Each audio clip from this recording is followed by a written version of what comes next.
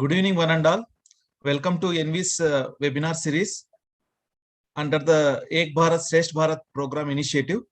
So this is the initiative from the Prime Minister Narendra Modi ji in order to exchange the cultural diversity as well as the ecology and environment aspect. So under this flagship program, our ENVIS Center at Indian Institute of Science conducting series of webinars. In this regard, we have today we have with us Dr.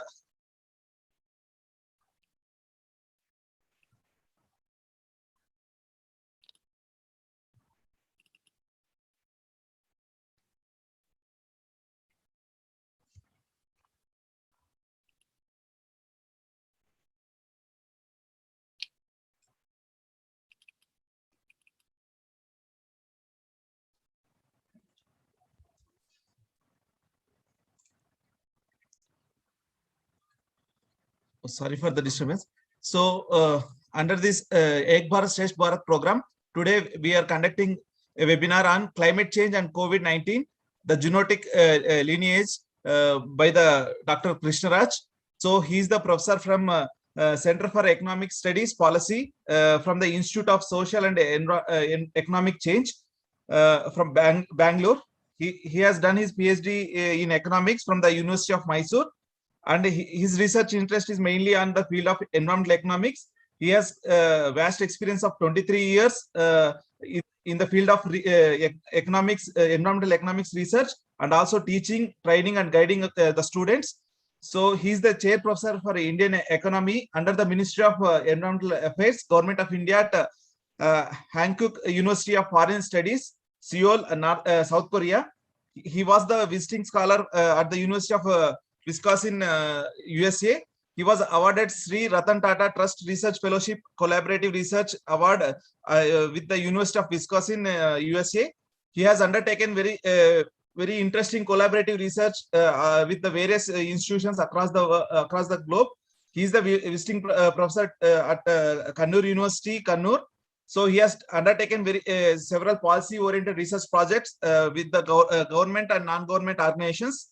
So he has a vast experience in the field of socio-economic analysis. One of such kind is socio-economic analysis of the Bangalore-Mysore infrastructure corridor, and also he has served various as an expert committee members in various state and central government organizations. Some of them are the Government of Karnataka Committee for preparing the report on the reservation in promotion by identifying the compelling reasons, expert committee to study the issues of Karnataka State Open University after the withdrawal of UGC recognition. Currently, he is the expert committee member of the National Green Tribunal, Government of India. He is also expert committee member from the Karnataka State Wetland Conservation Authority. He is the expert committee member of PCB as well as CPCB. He has submitted many reports in the field of environmental economics. He has also worked on the various projects. Some of the key projects are the report on the socio-economic analysis of the Mysore infrastructure corridor projects and various state environmental reports for the Bangalore, Karnataka and Nava Karnataka vision document for 2025, and also the reservation in promotion and report on issues of KSOU. Currently he has undertaken the 5 research projects on green GDP, payment for ecosystem services, sustainable tourism, methodology for tourism statistics, auditing and tank filling scheme of CNNLL, and evolution of SC and ST entrepreneurship in Karnataka. He was invited as a keynote speaker in more than 10 conferences. Dr. Krishna also has worked on national and given the several interviews in the national and international media. He has authored 5 books and 25 research articles published in the peer-reviewed journals, and 10 reports which have the societal relevance, and also various book reviews as well as popular articles in the newspapers. He was invited as an expert committee member at the Vaibhav Summit conducted by the Government of India to share his views on the sustainable development of India. So he has also given a series of sessions in Doordarshan as well as All India Radio, and also some of the private TV channels. He is also the panel member in various news debate as well as discussions. He has successfully guided 8 PhD students and also he is teaching the microeconomics for the PhD students, and as well as economic thoughts of B.R. Ambedkar course at the Bangalore Ambedkar School of Economics. With this small introduction, I invite Dr. Krishna for this webinar. I heartily welcome you on behalf of ENVIS at Indian Institute of Science Research Center, sir. Thanks a lot for accepting our invitation. I request you to deliver your lecture on climate change and COVID-19 relations. Yeah, thank you, Dr. Bharat, for your elaborate introduction about me. Good evening, one and all. I extend my thanks to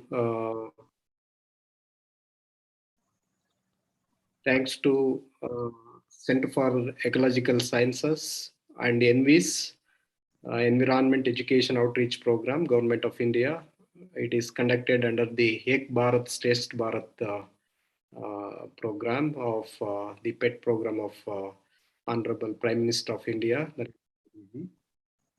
I am happy to associate with IISC for a long time, and I have been visiting Center for Ecological Sciences while I was doing PhD, pursuing PhD. And I made use of the library of Center for Ecological Sciences. And the topic of my presentation is very strange because I am from the field of environmental economics. I think most of the participants are from the science background. And I am trying to reach out to you through my lecture. And I try my best to reach out to you. This is what I wish to do so for the next 30 to 40 minutes. After that, I will take up some questions and answers. The topic is very, very relevant for today's way of life. We have already chosen the path of economic development under capitalism, under which the global environmental issues are rising day by day. One of the important issue we are exposing to, we are facing the climate change. Climate change has several implications, and one of them is how it impacts on the health of the human beings or public health. So the recent outbreak of COVID-19 is certainly poses several questions to the present generation. How to cope up with this COVID-19? What are its causes, and how it has been evolved, or how it was originated from the China? Are there any reasons linking to climate change and economic development?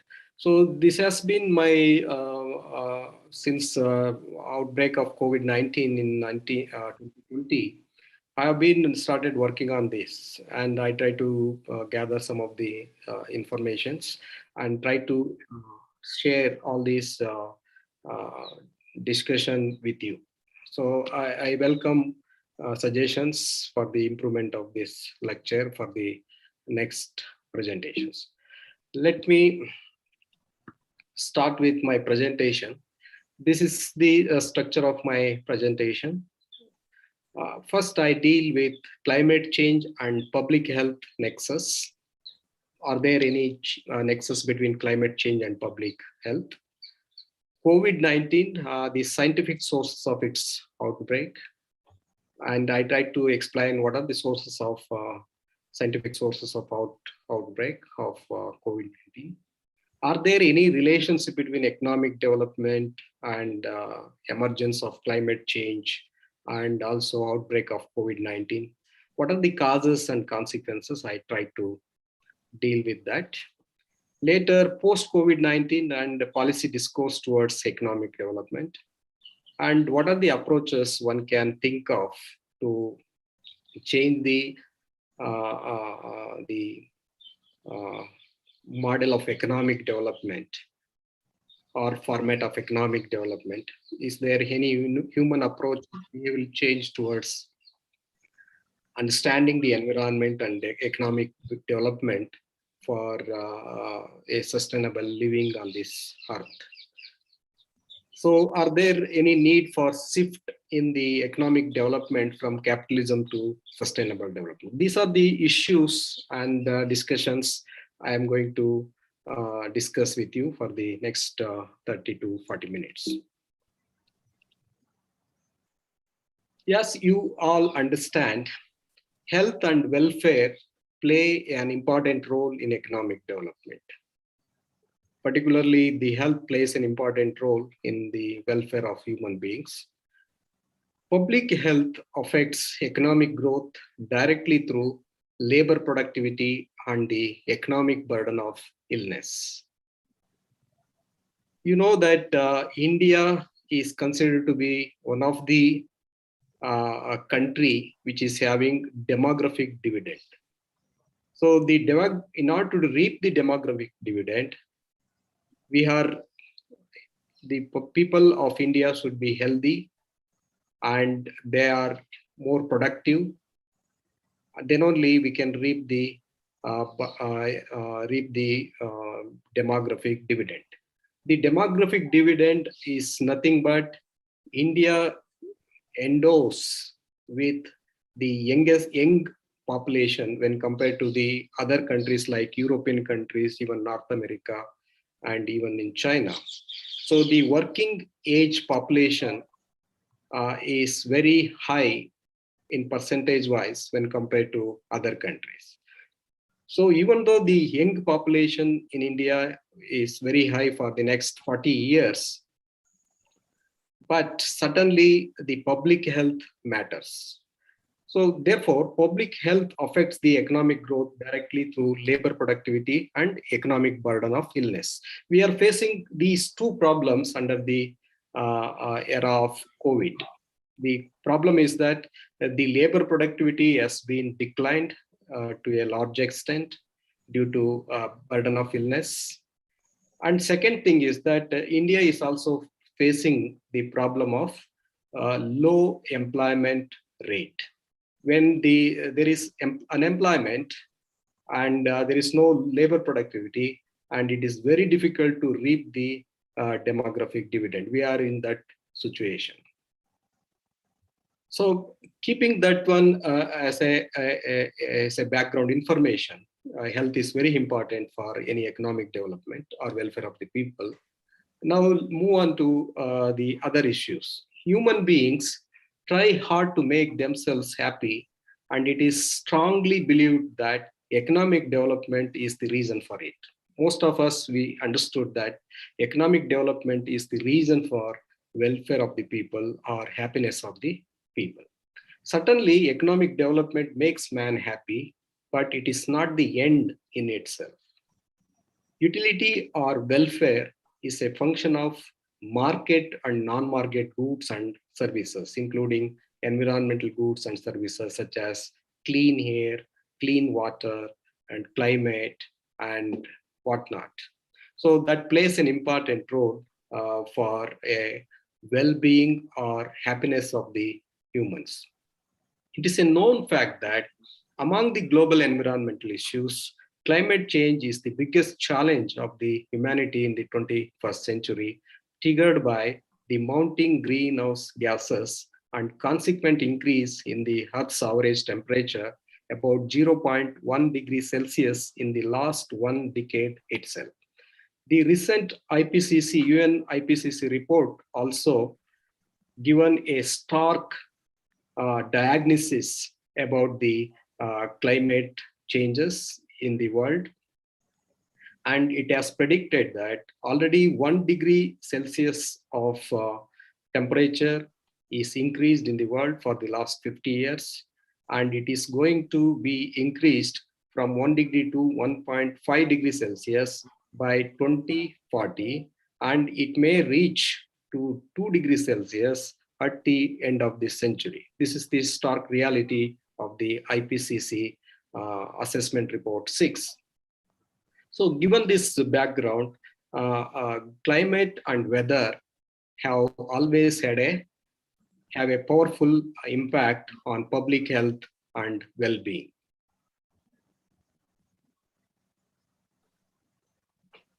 There is no need for elaboration on what is climate change and how it affects, but certainly I'll go by the definitional part of it also, because there may be some young students, they may need such definition. The climate change is induced by relatively recent rapid economic development. Climate change is a global or transboundary negative externality with high carbon growth in recent years. Climate change is also very popularly considered as a negative externality because it imposes social cost on the society. Therefore, economists, they considered climate change as a global or transboundary negative externality. The impact of climate change includes extreme temperature, severe droughts and floods, insect outbreaks, and health impacts like COVID-19, declining water resources, increased forest fires or wildfire, reduced agricultural yields, and others. This is mainly attributed to the rapid industrialization, mass production, and mass consumerism under the economic model of capitalism, which have squarely undermined the role of environment. The cost of climate change are highly pervasive in nature. The Stern Report on Economics of Climate Change, the Stern Review, published in 2007 by the UK government, observes that the economic costs of climate change are significant and capable of severely aggravating economic and environmental problems, especially in the poor countries where the economic capabilities are even today it is negligible. This implies that the world economy is richer and environmentally poor due to emissions of greenhouse gases and consequent climate change, which imposes high economic, environmental, and health costs on the society at large. So if you look at the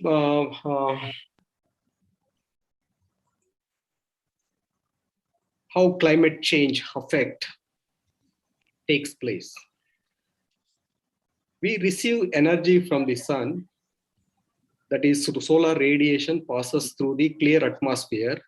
The incoming solar radiation comes at the speed of 343 watts per square meter. So a part of the energy is absorbed by the Earth atmosphere or Earth. So a part of the energy will reflect back towards the atmosphere. Solar energy is absorbed by the Earth's surface and warms it, and it returns back to the atmosphere at the speed of 168 watts per square miles. So when the incoming energy and the outgoing energy should not be obstructed by any substances or any pollutants like that.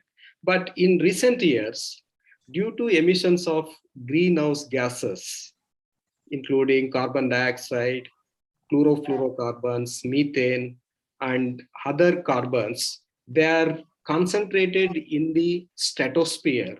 They are concentrated in the stratosphere where they absorb the outgoing energy from the Earth and they reflect back to the Earth. As a result, the Earth's temperature is increasing day by day due to over presence or concentration of these greenhouse gases in the stratosphere.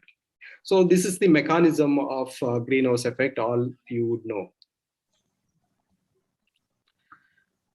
If you take the statistics of the various pollutants, greenhouse gases or pollutants or compounds, carbon dioxide, methane, nitrous oxide, HFC, various types of HFCs, chloromethane, and fluorofluorocarbons, the CFCs. And their pre-industrial concentration level, parts per million velocity, volume. If you look at the carbon dioxide, earlier it was 280. Now it has been in 2018 parts per million volume increased from 280 to 408 parts per million volume. So their concentration will be there for long years. For example, carbon dioxide will be there for GWP, that is 100-year global warming potential they have. The potential of these substances is that they will be living for several thousand years in the stratosphere. Methane and other substances, compounds. So the scientists have also identified the sources of these emissions of greenhouse gases. These in carbon dioxide, including fossil fuels, cement production, land use change, etc. Methane, fossil fuels, rice paddies, waste dumps, etc. Nitrous oxide, fertilizers, combustion of industrial processes, etc. HFCs, mainly due to electronics, refrigerants. HFCs, different substances originate from refrigerants, industrial processes, like that. So this gives an idea that the concentration is increasing in the recent times. As a result, the Earth's atmosphere and Earth's temperature is also warming up very high in recent times. The environmental destruction by greenhouse gases has been accelerated in recent years. You would know that the discovery of man-made gases, particularly the chlorofluorocarbons, CFCs, in 1930s by the scientists, used as a coolants which destroyed ozone layer, but scientifically discovered in 1980s after 5 decades of destruction. It means that we don't know how these substances, pollutants, will affect the environment, how it affects the various ecosystems on the Earth. So this is the one classical example where even CFCs were discovered. It is a man-made gas in 1930s, but their impact was discovered by the scientists over Antarctica and Arctic regions in 1980s, that these substances are affecting the ozone layer, and ozone layer depletion can be observed. So various IPCC reports have also observed that the reports of various working groups of the Intergovernmental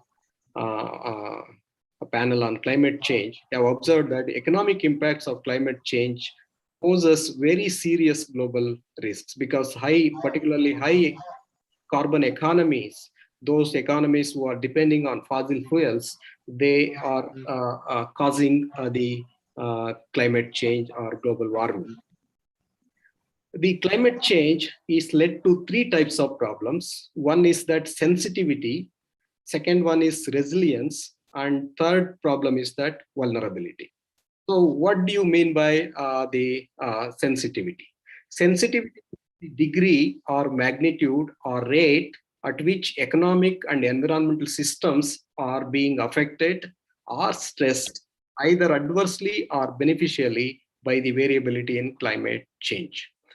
If you look at the resilience is the ability of an economic and environmental system to recover from the effect of an extreme climate variability that might have caused harmful impacts. Whereas in case of vulnerability is the extent to which an economy or environment is unable to cope up with the negative impacts of climate change variability and extremes. In this way, climate change causes sensitivity, resilience, and vulnerability on the economy and also environment. So there are various economists and environmental economists, even scientists. They modeled the influence of climate change by the economic development. So modeling climate change from emissions to impacts, particularly the economy causes the problem of emissions of various greenhouse gases. These are caused by population, growth of population, technology which is against the ecosystem, against the economy, which are unsustainable, and production system which is unsustainable, consumption system which is not suitable to the economy. So in this way, the population, technology, production, and consumption are the real reasons for emissions of various greenhouse gases that led to atmospheric concentrations and radiative forcing and global climate. And this leads to regional climate and weather, and direct impacts on various ecosystems and economy, including the crop loss, forest fires, ecosystem services being affected. And these ecosystem ultimately affect the socio-economic impacts or welfare of the people or happiness of the people. Therefore, I once again use this same sentence again to stress that the world is economically rich with global GDP, which is about 84.93 trillion US dollars, and environmentally poor. Consequently, the human beings face unprecedented risks and uncertainties in the 21st century, like COVID-19. These are public health, economic, and environmental risks. So there are several risks, but among them, we are more concerned towards public health, economic risks, and environmental risks. The climate change led by capitalism has rapidly transformed the Earth's environment in 21st century and allowed the growth of foodborne diseases, which is also known as coronaviruses, and advent of antimicrobial resistance. The scientists face the uphill tasks to unravel the mystery or secrets of coronaviruses by reopening the books on infectious diseases to save the humanity from the destruction. You know that in recent times, almost the scientists have declared that we won the battle against the viruses, especially after the some of the viruses have been eradicated. So in that case, the COVID-19 has posed a serious challenge to this opinion of the scientist, and there is an urgent need to reopen the books of infectious diseases. The very survival of human beings is challenged by COVID-19 pandemic and recent waves and new variants or even mutations. If you look at the various mutations, Delta variants, so the COVID is not going to end very soon, and there are new variants and mutations are taking place, and it is spreading one after another, wave after another wave. So if you look at the India's case, what is the status of India in case of public health and managing the COVID-19? So then move on to the finding out the reasons for emergence of COVID-19 due to climate change. Are there any linkages? India's remarkable economic development, particularly in terms of gross domestic product, GDP, growth is accompanied by growing income disparities between the rich and the poor. India has tremendously achieved economic development, and it has become the fifth, the largest economy in the world in recent times. Absolutely, no one can dispute that one. But the growing disparities, income disparity, is increasing day by day. The rich are becoming rich, and the poor are becoming poor. So this is causing a lot of disturbance, and also disturbance in the sense that it is a sense of people that the economic development has not improved our life. So research evidences have shown that economic inequality or disparity between the different socioeconomic classes is associated with worse health outcomes. If you look at recent death rates, death among the people, even though it has affected various sections of the society, irrespective of class. But poor people have suffered a lot because they do not have access to even basic things. So the dividend of India's demography of a substantially increased labor is linked to only if the population is healthy. Therefore, India can reap the demographic dividend only if the health of the people is secured. India faces three public health challenges or triple burden of diseases that include the growing number of infectious diseases and rising of non-communicable diseases linked with lifestyle changes, emergence of new pathogens causing epidemics and pandemics. In addition, the health infrastructure is also already overstretched. You might have seen during the last wave, second wave. So the climate change, which substantially alters the economy and public health, is the biggest challenge for India, as 48% of the people in India are poor as per the multi-dimensional poverty index. Let me go ahead with finding out the relationship between climate change and public health.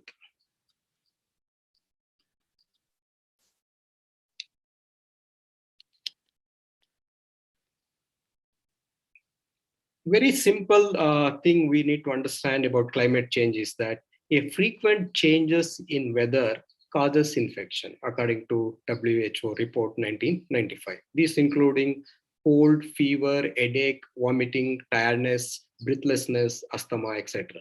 So in Bangalore also, the average temperature varies very high between the daytime and the nighttime. That causes for us very frequently the cold, fever, headache, vomiting, tiredness, breathlessness. This might be due to various reasons, pollutions and other reasons, but climate change certainly has a role. Every year, a major cause of human disease and death worldwide is infection with the various pathogens, viruses, bacteria, fungi, and protozoa that are intrinsic to our ecosystem, as per the study carried out by Todd and others. So they have also given the relationship between these climate change and infectious diseases, pathogens composition, clinical applications, host cell proteomes, and proteome organization, and host pathogen interaction, etc. So another study by the World Bank that also relates the health and climate change, pathways by which climate change affects human health, modified from reference 2.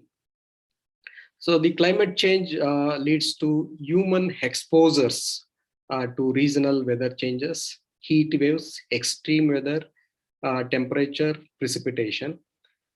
The modulating influences including contamination pathways, transmission dynamics, changes in agroecosystem hydrology, socioeconomic and demographic disruptions. These leads to health effects, temperature-related illness and death, extreme weather-related health effects, air pollution-related health effects, water and foodborne diseases, vector-borne and rodent-borne diseases, effects of food and water shortages, mental, nutritional, infectious, and other health effects. So let us understand now the climate change and vector-borne diseases. What are the scientific sources? Vector-borne diseases are illnesses that are transmitted by vectors, which include mosquitoes, ticks, and fleas. These vectors can carry infective pathogens such as viruses, bacteria, and protozoa, which can be transferred from one host to another host. The seasonality, distribution, and prevalence of vector-borne diseases are influenced significantly by climate factors, primarily high and low temperature extremes and precipitation patterns. Climate change is likely to have both short and long-term effects on vector-borne disease transmission and infection patterns, affecting both seasonal risk and broad geographic changes in disease occurrence over decades.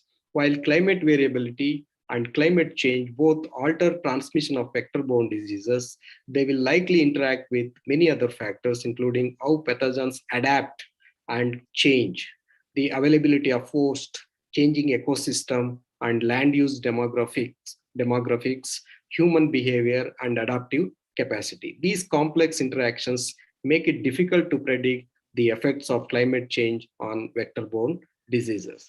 So recently, if you go through United Nations organization's report on sustainable development, that is also called as Brundtland Commission report, it is popularly known as Our Common Future, where it gives one instance of durian crop in Malaysia.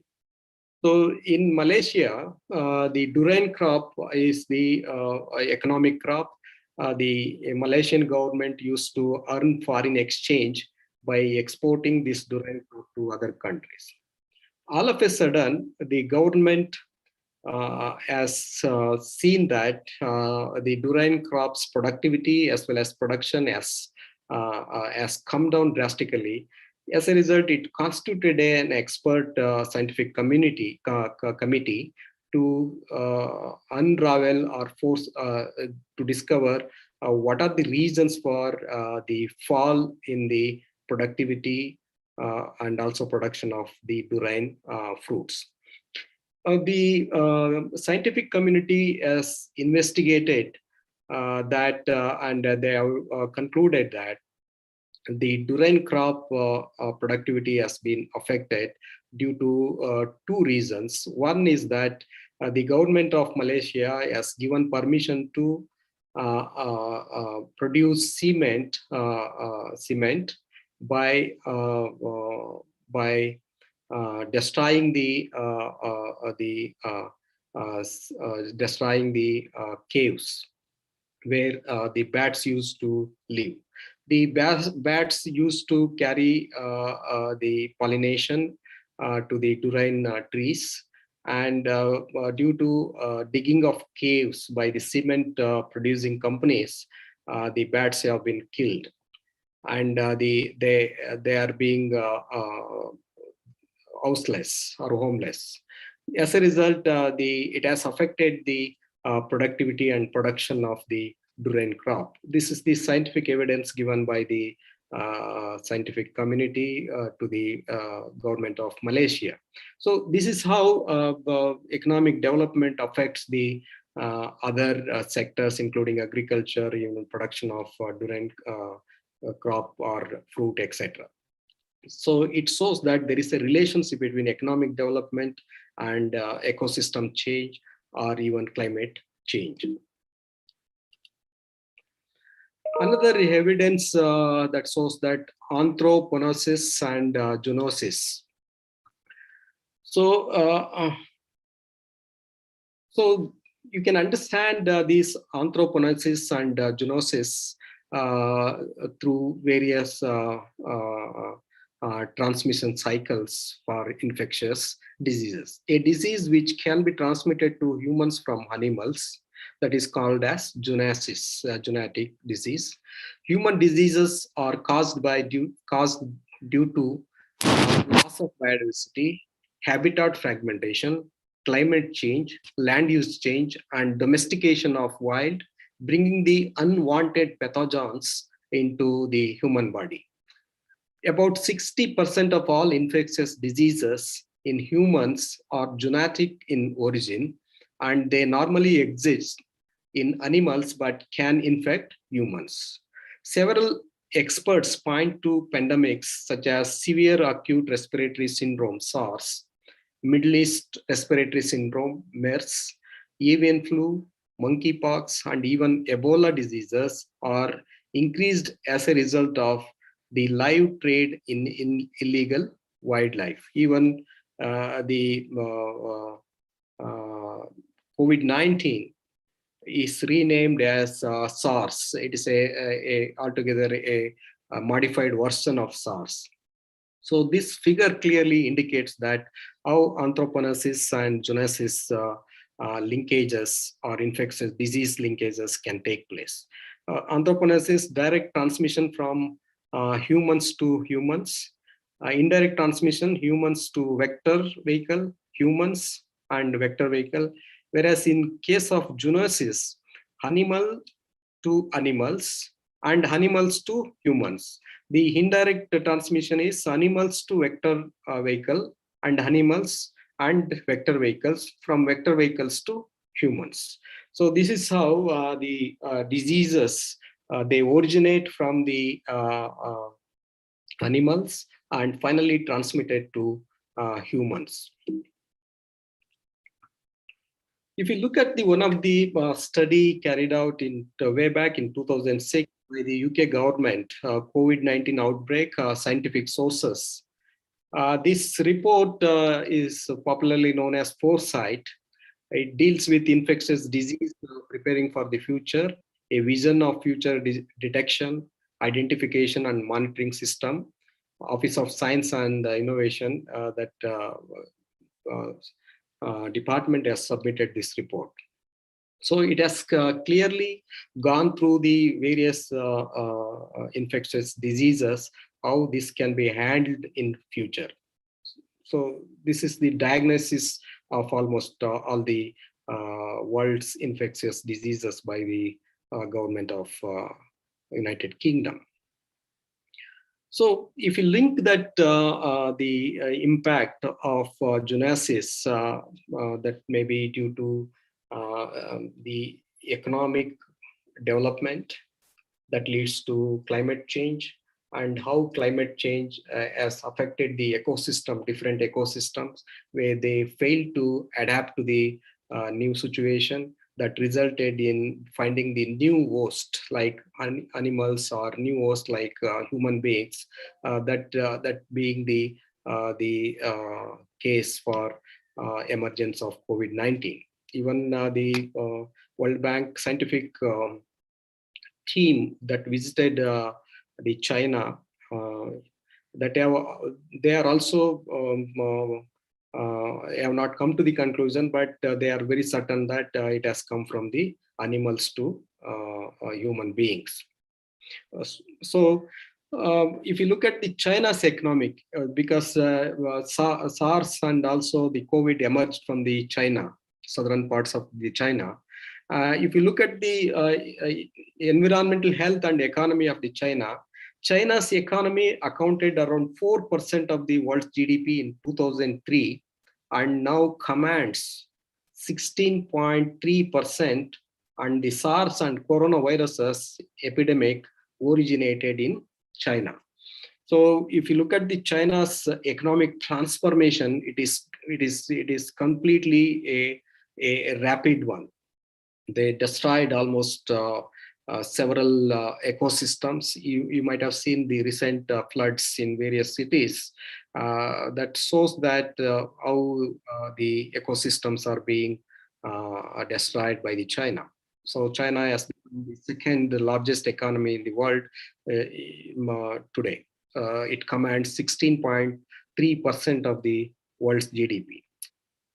So if you attribute economic loss, economic destruction, and climate change, the severe acute respiratory syndromes emerged in late 2002 from an animal reservoir and passed on to humans, probably in association with wild animal markets in southern China.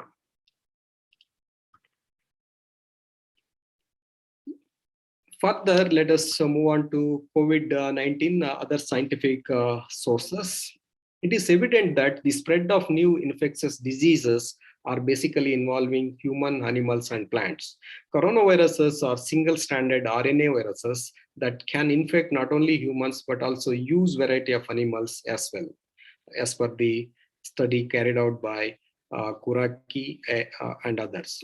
SARS is originated from the bats and consuming various animals as foodstuffs like bats, snakes, cats, mice, rats, dogs, pigs, etc. by the some populations in China, people in China, and also a part of other countries, Asian countries.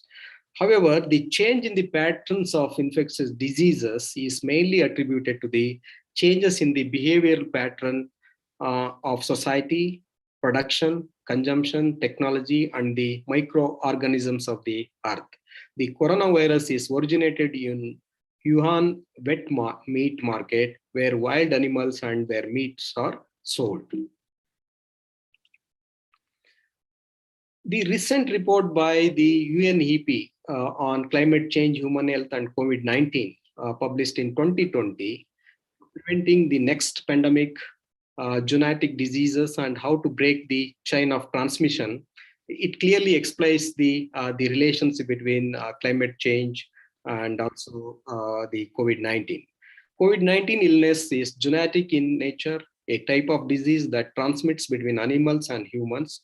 About 60% of known infectious diseases in humans and 75% of all emerging infectious diseases are zoonotic, such as Ebola, SARS, the Zika virus, and bird flu all came to people by way of animals. It has UNEP report supports this idea of climate change and emergence of COVID-19.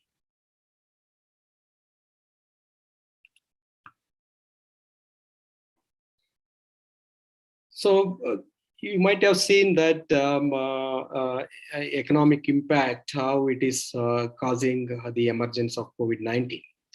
The World Zoonosis Day was observed way back in 1885, you know, that July 6th every year, to commemorate the first vaccination against zoonotic disease that was administered by the French biologist Louis Pasteur in 1985.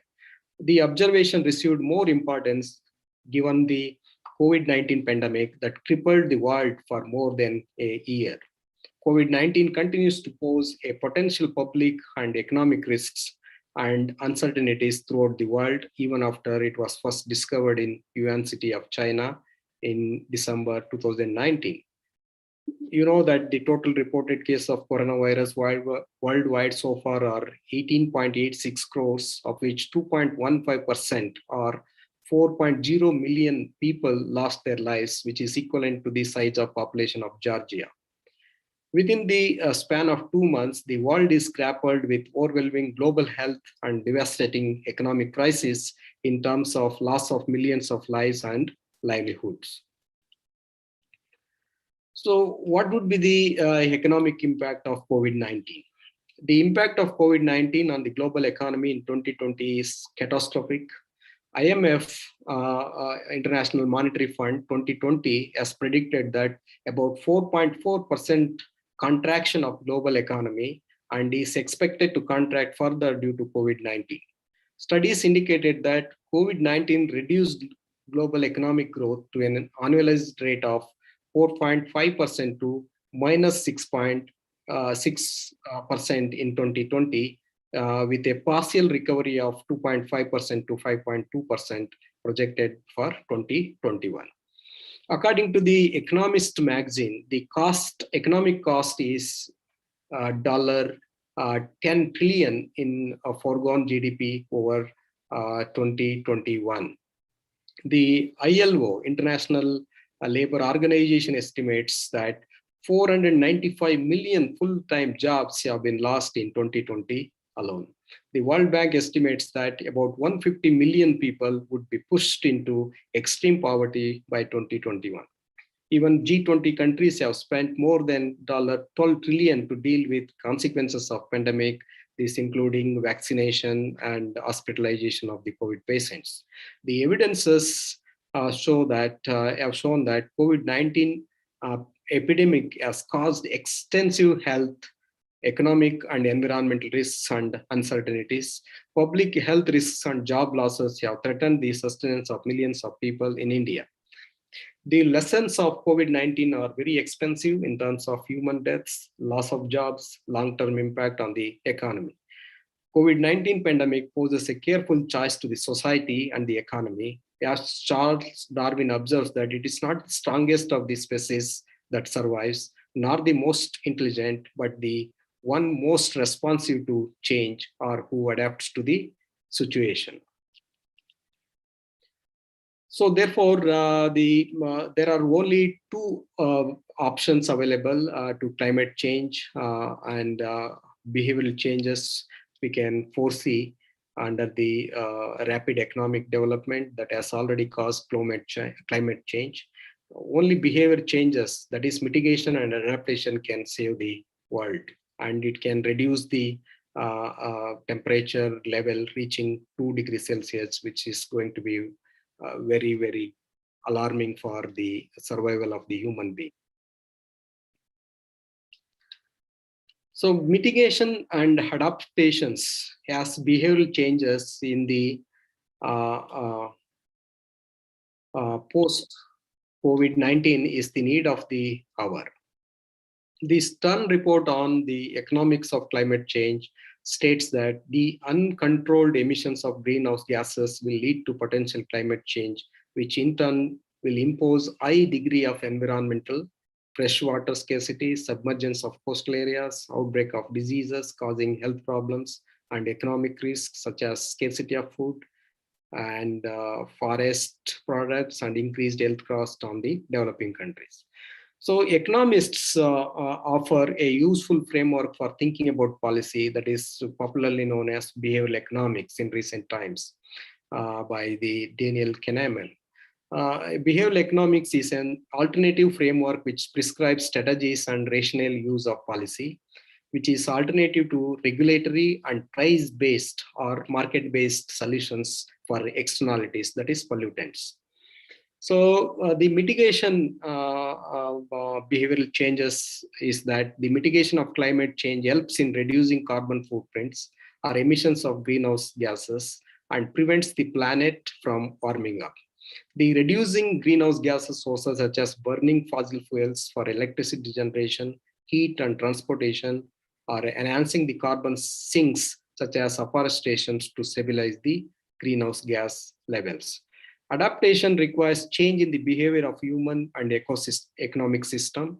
The adaptation measures involve change in production and consumption patterns such as environment-friendly industrial and agriculture production and consumption patterns.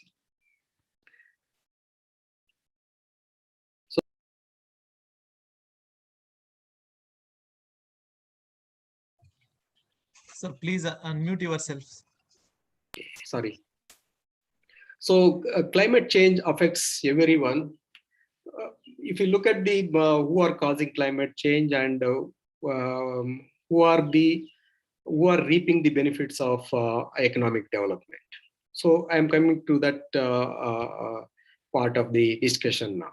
So we have understood the economic development, the climate change, and the linkage between climate change and COVID-19 as a zoonotic linkage. And now we are approaching what we can do for preventing such diseases in the future through the behavioral changes such as mitigation and adaptation. So climate change affects everyone. However, the economic development benefits a few due to unequal distribution of income or benefits of development. Further, the climate change imposes high social cost on the society, and industries and corporate companies which cause climate change hardly spend on mitigating climate change. This reflects the situation of privatizing the profits and universalizing or socializing pollution or the losses. This also clearly shows that appropriation of global commons, including climate, by a few rich business tycoons. In other words, the cost of climate change is borne by the government and profits are appropriated by the business. This reminds this grim situation of financing climate predominantly by the government and hardly by the private sector, which makes a huge profit by appropriating environmental sources and polluting ecosystem services. You know that almost all the ecosystems are privatized nowadays, and the companies and the corporates are making huge profit. And you might have seen the growing disparity, economic and income disparity between the rich and the poor. The policy efforts towards mitigation and adaptation of climate change remains a challenge given the poor financial resources made available at the global and regional level. Even in recent discussion, I have discussed some of the issues that,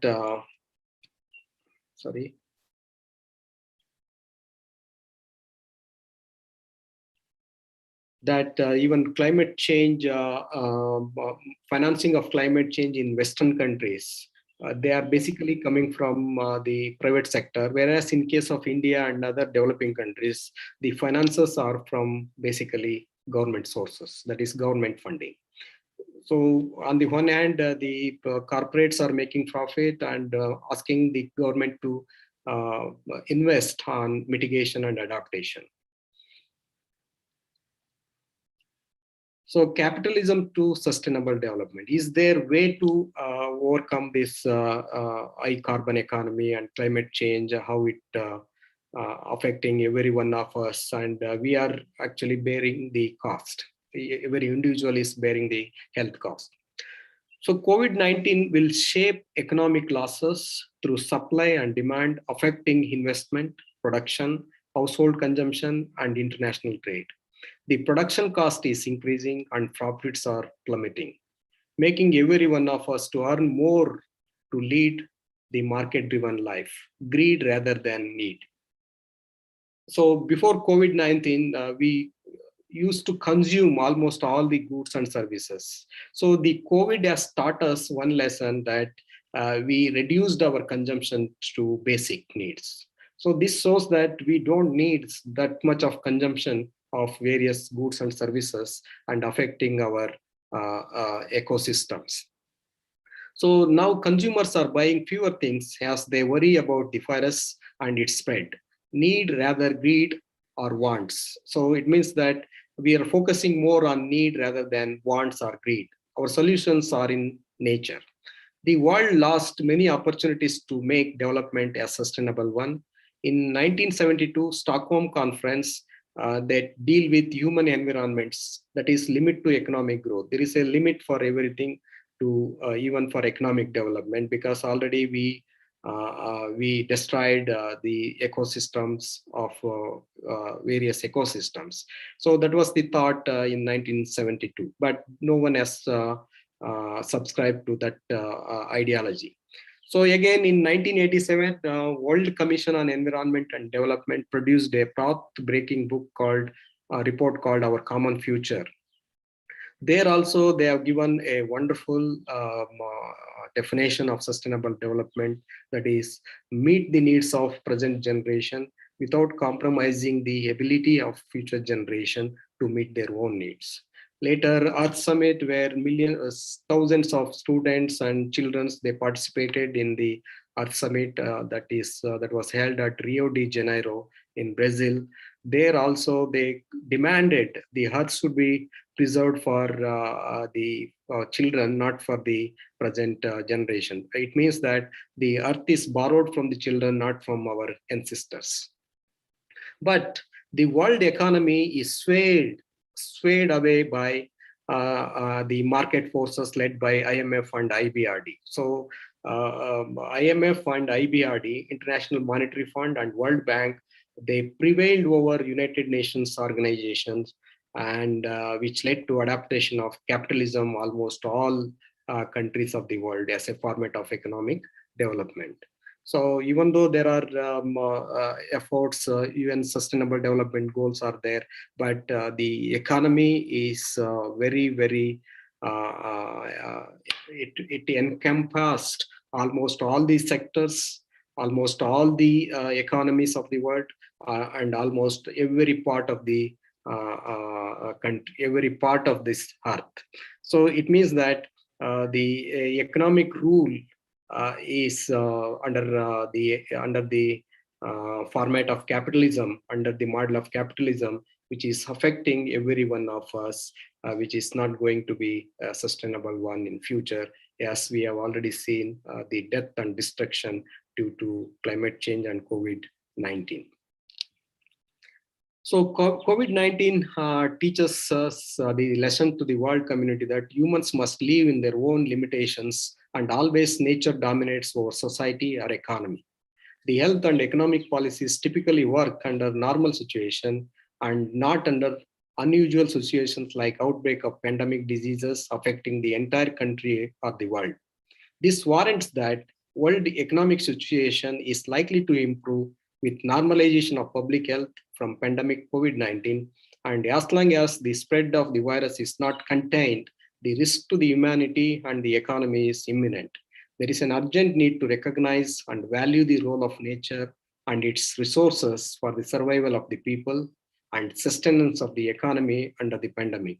Make development a sustainable one and equitable one to the both present and future generation is the need of the hour. Therefore, limited consumption or conscious consumption and conscious production are the answer to all the problems the humanity faces today, from the scarcity of basic environmental goods and services to pollution of the environment, such as climate change. So restoring the ecosystem is need of the hour as per the United Nations organization. Otherwise, the earth will not be sufficient to meet all our needs. So with this, I give these three statements which are very important for leading a sustainable livelihood in the world. As per the Mahatma Gandhi, the mother nature is kind enough to fulfill all our genuine needs, and she is not able to fulfill our greeds. Recently, I had an interaction with the grandson of Mahatma Gandhi, Tushar Gandhi. Not Tushar Gandhi, but that is Arun Gandhi. So we had an interaction. What he was stressing is that when he was with the Gandhi, his grandfather in Gandhi Porbandar, this Arun Gandhi wanted a pencil from his grandfather, that is Gandhi. And the Gandhi has asked Arun Gandhi, where is your pencil? Then he told Gandhi that I have thrown it away because it was short. Then Gandhi has asked Arun Gandhi to bring it the old pencil. Then only he will get the new one. Then finally, the Arun Gandhi has to search that pencil because he recklessly thrown it away, and he brought it back. Then he showed that pencil, a small pencil. Then Gandhi told him that still you can use it. So you don't, unless you use it completely, I won't get you the new pencil. So this shows that we should be very, very conscious in our approach towards consumption. That shows that the passive violence, the active violence is that, according to Gandhi, the active violence is that we directly affecting the ecosystems or directly extracting the resources. The passive violence is that wastage of resources without using efficiently. So we should also more concerned about the passive violence, that is wastage of resources. We should use efficiently and fully, and we should not waste any resources. So that gives an idea that the conscious consumption is very important to save the world and protect the environment. So according to Frank Bookman, There is enough in the world for everyone's need, but not for everyone's greed. Therefore, humanity must learn to live within the limitations of the physical environment. With this, I stop my presentation. Over to Dr. Bharat. Thank you so much, sir. I will just request participants, if they have any questions, you can post to Dr. Raj.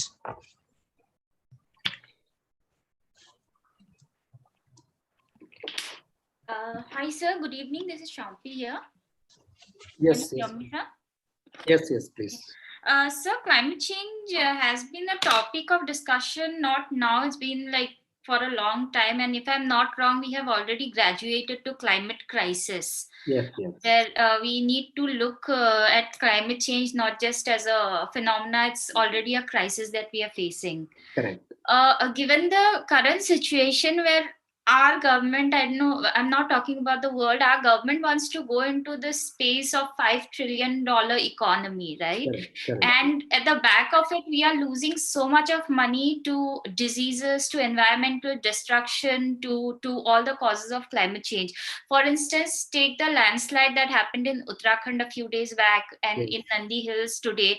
Yeah. So the construction and reconstruction and the infrastructural cost is only building, right? So shouldn't we be forcing not just our government but also the industries to look into something called circular economy, where the economy itself is regenerative instead of sucking out everything that is there in the nature? I mean, why are we not still pushing for something like circular economy?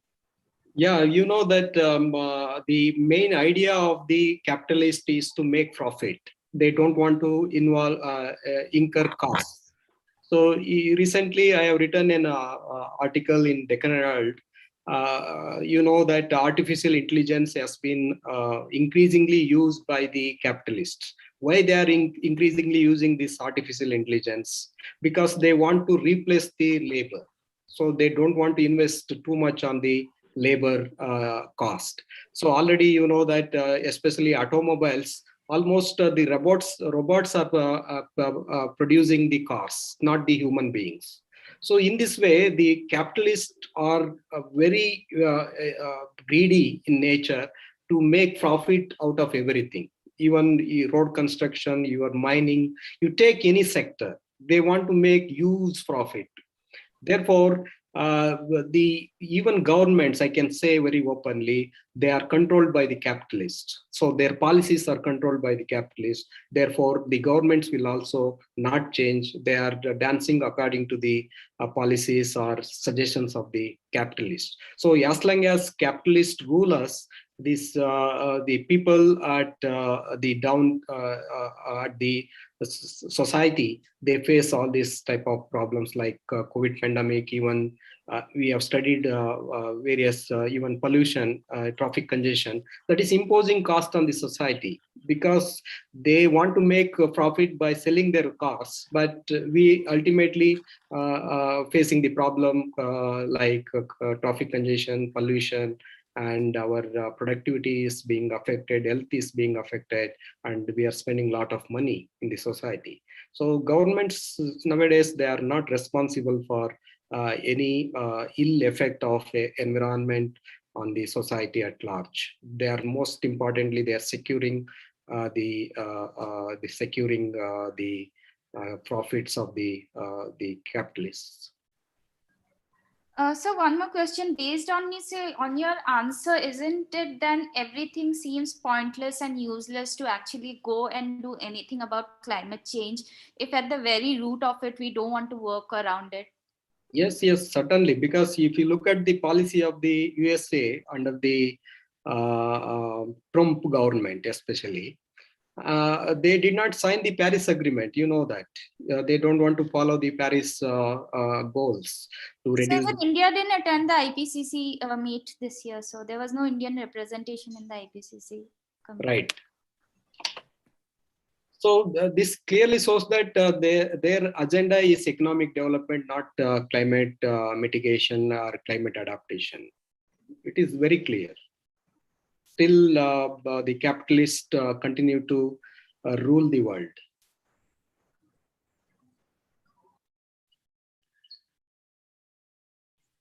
Any other questions?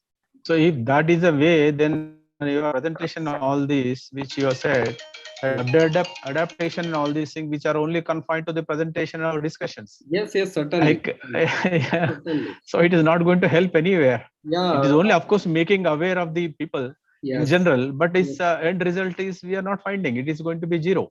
Yes. But of course, like researchers and scholars, like people, we have to put a pressure on the government. Of course, they may not entertain. Yes. But of course, these researchers, you did a lot of research probably, and so much scholars are there. You have to put some way how to find out and then push the government. Yes. Recently, I was in NGT, National Green Tribunal. So we submitted a report to the NGT estimating the health cost caused by the one industry. So even though the government knows there is a pollution, there is a health effect, but it can't do anything. Recently, even the worst thing is that environmental impact assessment policy has been in favor of the capitalists. Is being favor of industrialists. Even the pollution control boards are not given a full freedom. And the rule is that in the pollution control board is that let the industry establish the industry, then they can apply for the license. So this is the approach of the government to promote the industries. Not before starting the industry, one should secure the clearance certificate from the pollution control boards. Now the rules have been changed in favor of industries. Industries can start the work, then only they can seek the permission from the central or state pollution control boards. This is the approach. This is the environmental impact assessment policy of the government. And unfortunately, if anybody were to push for the actual agenda, we will be put behind bars with charges of sedition. Yes, certainly. So there is sedition in every case, it seems. Yeah, therefore, almost in India and also elsewhere, the environmental movements are died long back. The environmental movements and environmental agitations, they are being killed by the government itself. So option left with is Dr. Ramachandra's mission of awareness. Awareness is only the one I think the public are. See, ultimately, awareness should be given to the politicians. And, of course, yes, very true. Industrialist. Yeah, very true. Very true. They recognize the importance of this climate change or maybe the pandemic situations. They should understand first. Then, of course, in general public as well. Yeah. See, these industries have some fund called corporate social responsibility. Even that fund is not being used for rejuvenating the environment. So this is very irony, actually. Yeah, there is a question from Aindri. I just wanted your economic point of view in this. Since people are spending more and more after COVID-19 to speed up the process and to go back to their original lives before the pandemic, how do you think the transition of renewable energy or how fast or how slow do you think the transition of renewable energy will take place in India? It's just a question in my mind that I had. Any insights that you can provide on it? So actually, the push by the government is to produce more renewable energy, and certainly there are good developments, especially the solar energy production. India is almost it is in the 4th or 5th in the largest producing countries of non-renewable energy. That is, it is there, and coal-based electricity generation should come down. But the problem is that still we are in electricity scarce countries. We still depend on fossil fuels and coal and other. I think because it's still quite affordable rather than the renewable energy in India, even though it is expanding. In rural India, it is still coal is much more cheaper than solar lamps or something like that. Yeah, But having said this, it is not mass production or mass adaptation is taking place.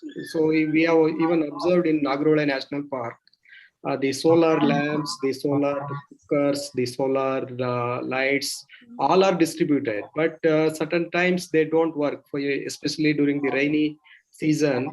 They certainly do not work. So then they switch back to the fuel woods and other things. So another thing is that the renewable energy, if it is cost effective, then only people adapt. So nowadays you see the LPG gas is increasing. I have seen and I have observed in our own villages, people are switching to fuel wood because they can't pay around 850 and 900 rupees for gas. It is really a very high price for them. And therefore, on the one hand, therefore, I am going to take up another study. On the one hand, we have economic policies that are against the environmental policies. On the other hand, we have environmental policies that do not go with the economic policies. There is a complete divergence between economic policies and environmental policies. Yes, you're right. Yeah. Hello, sir. Yes, yes. Sir, is there any way so that industrialists can also make profit and there is no harm to the environment? Yeah, they need to adapt the conscious production because ultimately it depends on people. People should, I agree with Dr. Ramachandran, conscious consumption. So that creates awareness, what to consume, what not to consume. If it is a product which is produced in a sustainable way or sustainable technology or sustainable techniques, that can be encouraged. So there should be green labeling on the products that needs to be consumed. But India being the largest country where rural people are there, where is the awareness? How can we create awareness among the people? Because their motto is to meet the basic needs. So they don't bother about which product, where it is available, how it is produced. So it is. We are living in a country where nothing can be done. Sir, like sir was saying that it's the rich and the educated people who are more polluting the Yeah, 100%. Their carbon footprints are much higher than because they own 4 cars.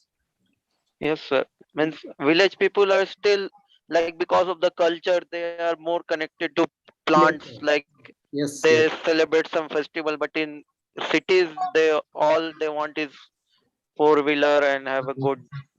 Actually, we are sacrificing all our welfare for the few rich people. That's it. We are celebrating the rich. So when you go to New York City, you are going to New York City to celebrate the rich, not you are making them rich, more rich, because you go to New York City or Hong Kong or Dubai, you are making them more rich, nothing else. Also, sir, as you said, that sustainability has to be taken up by brands by making more eco-friendly products. But I've come to recognize that a lot of brands or a lot of companies are misusing the term sustainability or eco-friendly to basically greenwash people into believing that they are doing more, while they're basically just changing very basic things and not really doing much in the sustainable segment. Yes, so what do you have to say about that, sir? You are absolutely right. Only the packet or the cover is changed. Even rice is the same. So they give the name organic rice like that, but the rice is being the same because they are making money out of everything. They are fooling the people actually. So in the name of organic farming, in the name of organic products, people are fooled, and these products are priced very high. This is also there. You are right, absolutely right.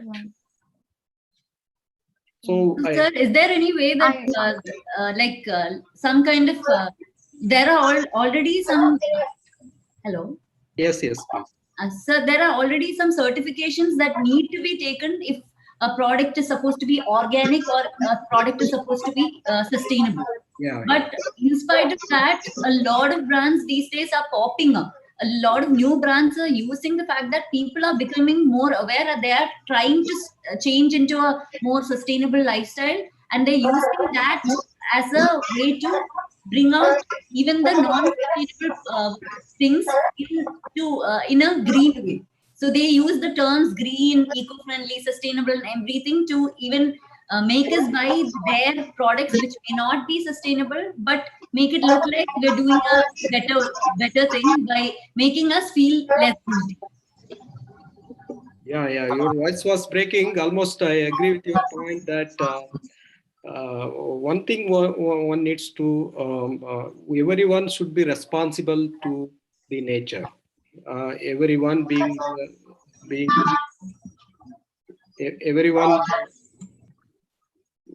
everyone should understand that earlier, if you look at the 1970s and 80s, even I wrote an article. The economy is not a sustainable one. At least in 70s and 80s until 90s, Indian economy was sustainable, but majority of them are poor. But still, the economy was sustainable. But now the economy is unsustainable in terms of meeting the various goods and services, because the health implications are very high. So people are realizing nowadays, because of health reasons, they are moving towards the villages, and some people they started limited consumption, conscious consumption is growing, but it is not up to the rate at which we expected. Professor, I just had one small quick question. How far do you think the COVID-19 impact and the sustainable development goals go hand in hand? How far do you think India has? Because voice is breaking and a lot of noise is coming. I am unable to catch your question Is properly. it all right now? Yes. Is it all right now? Yes. The better to Yes. mute all, only speaker should keep on. Then only I think this noise we can reduce. Yeah. Better to mute all by who is not talking. Yes. Go ahead. Hello. Yes. Go ahead. So, what connection do you think that India has, or how far has India advanced when it comes to the achievement of sustainable development goals by 2030, with COVID-19 being a big hindrance on its way? Do you have any thoughts, or have you had any experiences with that? Yeah, actually, many studies, even IMF or World Bank studies have forecasted that. Already India's poor and middle class have been pushed to the poor, and poor to the even absolute poverty. And for the first sustainable development goal is to eradicate poverty. But already the COVID-19 has pushed millions of people jobless and resulted in poverty. And the country has gone back around 20 years back, because the poverty level might have increased from 25 to 35, like that. So this COVID has a larger implications, particularly on Indian society, because India's economic capability is even today is very weak, and therefore people if you carefully conduct the study on people, and millions of people have lost their job, and they are pushed to poverty traps. Eradicating and also meeting the sustainable development goals is a very, very challenging in almost all the goals. So limitation, for Thank you. example, financial conditions and limitations are very high. Even state governments, they are borrowing loan from the RBI.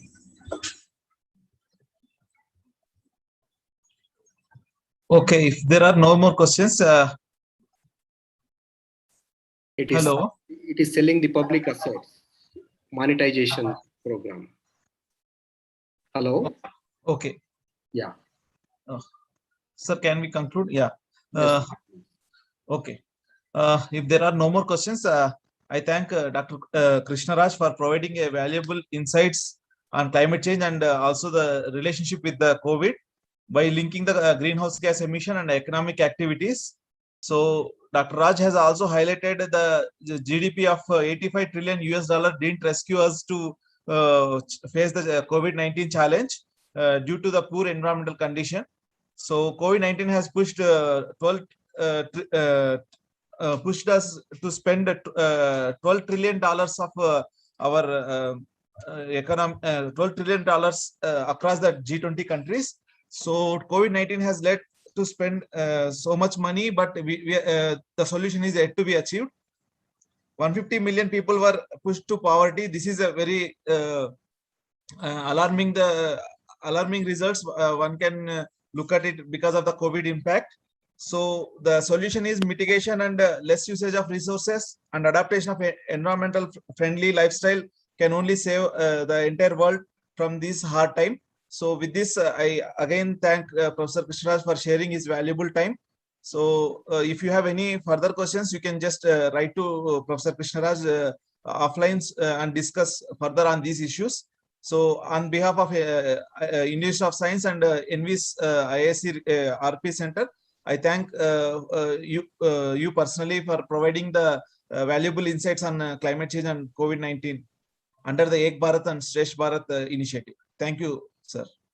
Thank you, Bharat, for giving me an opportunity to share some of my views on the climate change and COVID-19, the zoonotic linkage. Hope it is benefited the participants. Thank you.